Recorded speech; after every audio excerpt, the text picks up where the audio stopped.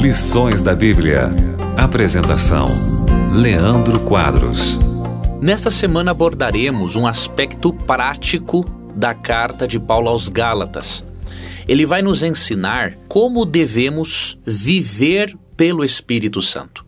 Como que você e eu podemos viver sendo guiados pelo Espírito Santo e o que significa andar no Espírito Santo? É sobre isso que estudaremos ao longo da semana.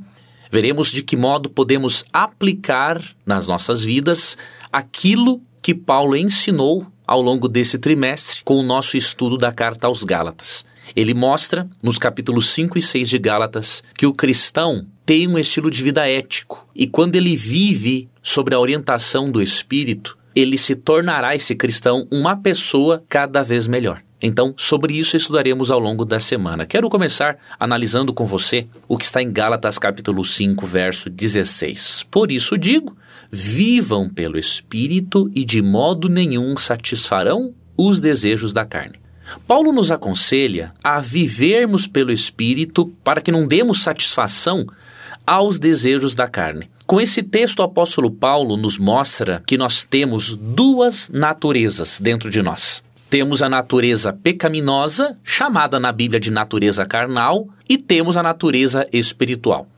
Quando a Bíblia fala em natureza carnal, isso não se refere ao corpo, amigo ouvinte. O corpo não é algo mau, o material foi criado por Deus. O corpo é chamado de o templo do Espírito Santo em 1 Coríntios 6,19. Ou seja, a Bíblia vê o corpo humano como algo sagrado.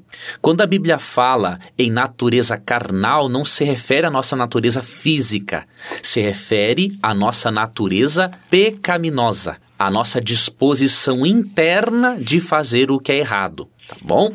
Então, temos muito cuidado com esta questão de natureza carnal, porque na verdade é uma expressão que se refere à natureza humana pecaminosa. Vou ler para você Gálatas 5,16 na nova versão transformadora agora, para você pegar isso que eu quero lhe dizer. Por isso, digo, deixem que o Espírito guie sua vida, assim não satisfarão os anseios de sua natureza humana. Então, o apóstolo Paulo diz que de um lado está o Espírito Santo, querendo levar-nos à santificação, e de outro lado, a nossa natureza humana, depravada, querendo levar-nos para a destruição. E nesse texto, além de nos mostrar que nós temos duas naturezas dentro de nós, o apóstolo Paulo diz que para que a natureza espiritual vença, nós precisamos permitir que o Espírito Santo guie a nossa vida. Sem o Espírito Santo é impossível fazer as coisas corretas. É impossível fazer as coisas boas. É impossível você dizer um sim para a natureza espiritual e um não para a natureza pecaminosa. Porque a nossa tendência é gostar de fazer as coisas erradas. Obviamente, amigo ouvinte, quando nós não aceitamos a Cristo como Salvador, a nossa luta é mais fácil. Mesmo que o ser humano tenha conflitos morais, até mesmo aqueles que não aceitam a Jesus têm conflitos morais, e porque Deus implantou a lei moral no nosso coração, de acordo com Romanos 2, 14 e 15. Porém, quando você aceita a Cristo como Salvador, você vai ter mais do que conflitos morais agora, você vai ter conflitos espirituais. Quando não conhecemos a verdade do Evangelho, muitas coisas que fazemos não parecem erradas, mas quando conhecemos o Evangelho, percebemos que muitas coisas que fazíamos não estavam corretas. E aí vem o conflito entre fazer o que é certo e fazer aquilo que a nossa natureza pecaminosa quer. Mas eu lhe digo uma coisa, este conflito, mesmo existindo, ele vale a pena. É melhor viver em conflito entre a natureza pecaminosa e a espiritual do que ter só a natureza pecaminosa e não ter conflito nenhum e viver se autodestruindo no pecado. Então é compensador aceitarmos a Cristo como Salvador e nós temos a promessa, amigo ouvinte, de que o Espírito Santo estará conosco sempre, nos ajudando a irmos obtendo vitórias.